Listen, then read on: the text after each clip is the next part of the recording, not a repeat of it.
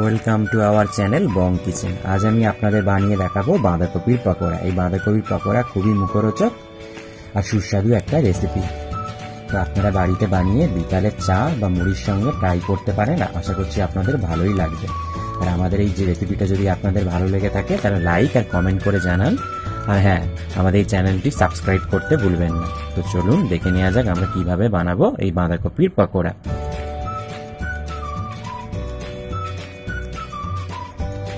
এই বাঁধাকপির পকোড়া বানানোর জন্য আমরা নিয়েছি 400 গ্রাম বাঁধাকপি, যেটা আমরা ছোট ছোট করে কুচি করে নিয়েছি। আর নিয়েছি একটা বড় সাইজের পেঁয়াজ, সেটাও আমরা কুচিয়ে নিয়েছি। আর নিয়েছি একটা টমেটো, সেটা আমরা কুচিয়ে নিয়েছি। আর নিয়েছি কয়েকটা লঙ্কা কুচানো। আর নিয়েছি ধনেপাতা কুচি। আর নিয়েছি 4 টেবিল স্পুন বেসন, 2 টেবিল স্পুন চালের গুঁড়ি, পরিমাণ মতো নুন আর সামান্য বেকিং সোডা। তো আমরা পাত্রে এবার বাঁধাকপি আর বেসন আর সমস্ত সবজি একসাথে মেখে নেব। সেই জন্য সমস্ত সবজি আমরা একটা পাত্রে নিয়ে নিচ্ছি। বাঁধাকপি কুচানো, পেঁয়াজ কুচানো, লঙ্কা কুচানো আর ধনেপাতা কুচি সমস্ত সবজি একটা পাত্রে নিয়ে নিলাম।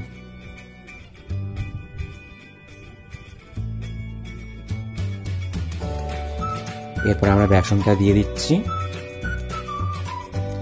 এরপর দিলাম আমরা চালের গুঁড়ি। এরপর দিলাম সামান্য বেকিং সোডা আর পরিমাণ মতো নুন।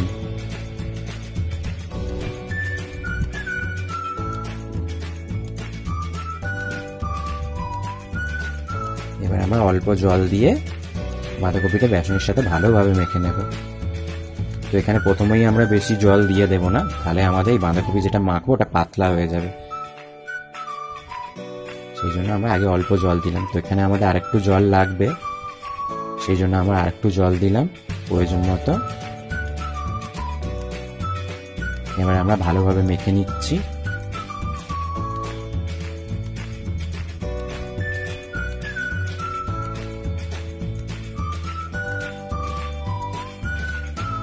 আমাদের রেডি হয়ে গেছে। এবার এটাকে আমরা ভেজে নেব।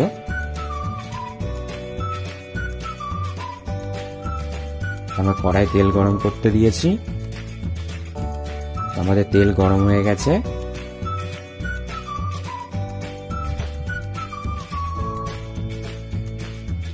এবার আমাদের বেসনের সাথে যে বাঁধাকপিটা মেখে রেখেছিলাম গরম তেলে ছোট ছোট করে পাকোড়ার আকারে ভেজে নেব।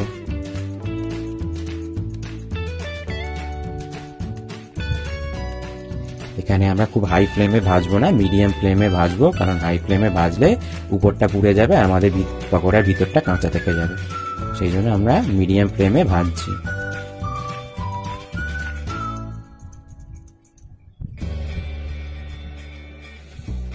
তো আমাদের পকোড়ার একদিক হয়ে গেলে আমরা উল্টে দেব আর একদিক ভেজে নেওয়ার জন্য।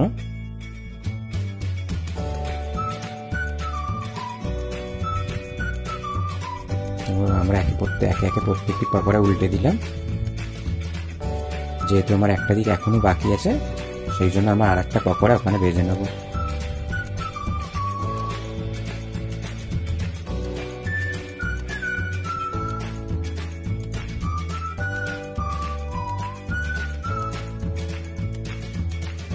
যেহেতু আমরা ধনেপাতা মিশিয়েছি, সেই জন্য ধনেপাতাটা সুন্দর ফ্লেভার পাচ্ছি আমরা ভাজার সময়। আমাদের ভাজা হয়ে গেছে বাঁধাকপির পকোড়া। আমরা তেল জড়িয়ে জড়িয়ে একে একে তুলে নিচ্ছি।